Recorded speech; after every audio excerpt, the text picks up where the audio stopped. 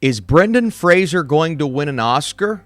Let's talk about it. What is up, Flick fans? Welcome back to my channel. The Renaissance is officially happening. Today we are talking The Whale, the brand new A24 movies that should be going wide this weekend, so it may be in a theater near you. We're going to get into it. This movie revolves around a reclusive English teacher who attempts to reconnect with his estranged teenage daughter, and the film is rated R for language, drug use, and sexual content. The director here is Darren Aronofsky, a somewhat divisive director when you look at movies like Mother, but then you have those classics like Requiem for a Dream that almost everyone appreciates. Which category is The Whale going to fall into? Unfortunately, there will be a divide here just based around the source material. So the question is, what does The Whale get right? Well, first things first, and I think it's obvious we're starting here, we have to begin with Fraser and his performance. Does he do everything you thought he would do from that first trailer, from the talk that's been surrounding what he does in The Whale? And the answer is simply yes. Fraser does everything he needs to do. This is the best performance from him I've ever seen. Not only does he commit to the physicality of the role, but he also commits to the mental and emotional state that someone would have to be in to play this character because of all of the things that have happened in Charlie's past. And that plays a huge, significant part in the story, a part that I didn't know would be as prominent as it actually was. And it's funny because this movie takes place in pretty much one location, at least one apartment throughout the entire runtime, but we'll flash to other moments in his life and we'll see experiences. And even if we're not seeing them visually, we will be told about them that paint a beautiful picture of why he is in the state that he's in physically and mentally, what's happening to his health, but how he got to that point. And everything that I just mentioned is conveyed beautifully by Fraser. Obviously, there's a bit of a bias going on because he's a great guy. At least he seems that way. But I don't want that to factor into how I feel about this performance. I have to look at it as its own standalone thing, but even approaching it from that, it's hard not to see or notice how far he's come as an actor, the emotional range, even in the midst of conversation. And I love the fact that there is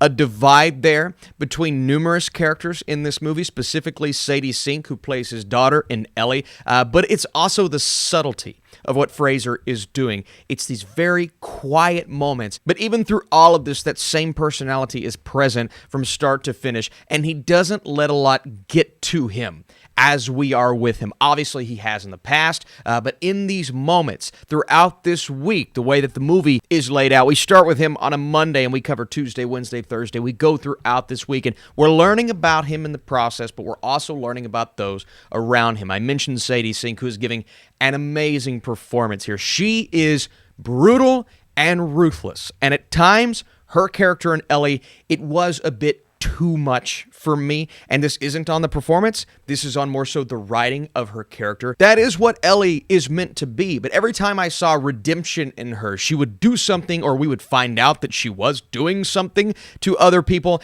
and it would make me just shake my head and say, man, they could have given her anything more to redeem her as a person. So I struggled with the character, but Sink's performance is outstanding. Hong Chow as Liz, I mean, it's all about the relationship with Charlie, right? Even though she is enabling him to do certain things, there is a sense of emotion between them that is just beautiful to see, a little bit of comedy in there. So she brings a lot to the table that I don't know would have been there with most other actors. So it's nice to see her excel like she did. You also have Ty Simpkins, who comes in, and his character of Thomas. At first, I'm like, why is he in this film? It felt a bit unnecessary, but it provides more interactions for Charlie. We learn more about him in the process, and there is a story that comes about, and you know, it's something that I warmed up to as we went. Simpkins does a great job, and the final character is Samantha Morton, who doesn't have really a big role at all, but when she's in the film, she's really good,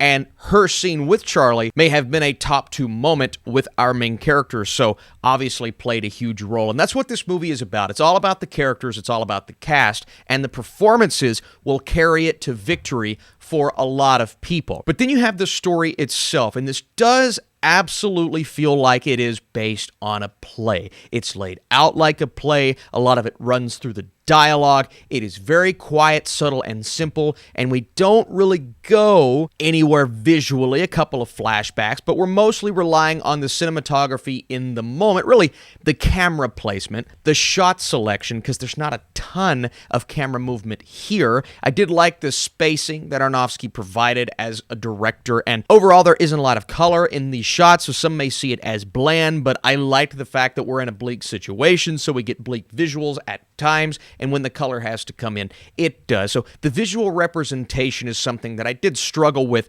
for a while, but then I started to understand why they made those specific choices. The other thing I want to talk about, obviously, is what this story is and what it's about. And clearly, Charlie is having these health problems because he's overweight. They utilize practical effects to get him to that point. And I didn't want this movie to feel like it was exploiting someone who actually goes through this in real life, or just making viewers feel like this film could in any way be making fun of them if they are going through something similar. And I'm watching this thinking to myself that I could see how someone would feel this way while watching the movie, because there are elements in there that do make it feel like maybe he's exploiting a moment, or, you know, a phrase that's just kind of slid in there. Again, we're basing this off of a play that already exists, so he was working from that source material. For the most part, I thought it was handled with as much care as you can have for a story like this. There are obviously moments in there that maybe I would have strayed away from,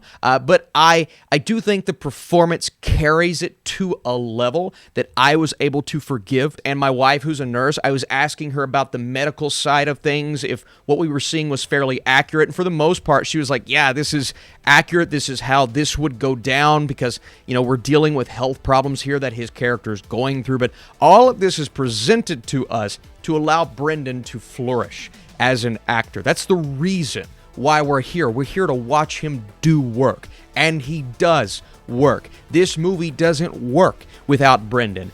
Even if Aronofsky's our director here, he's a good director. There were decisions made in this movie that I didn't love, moments of dialogue that I was questioning, and again, someone like a Sadie Sink's character, but he's a seasoned filmmaker, and he's able to convey what this movie needed to convey, and most of it comes from the performances. Almost all of it comes whenever he is on screen. And again, this movie doesn't work without Brendan. I think that's a big testament to what he did. I want to go ahead and give you guys my score. Thanks so much for tuning in. Let me know in the comments what's your favorite A24 film. If you want to support this video, dropping a like would be awesome. And today's phrase of the day is, watch out for that tree. Be sure to comment that and confuse people, because he was in George of the Jungle.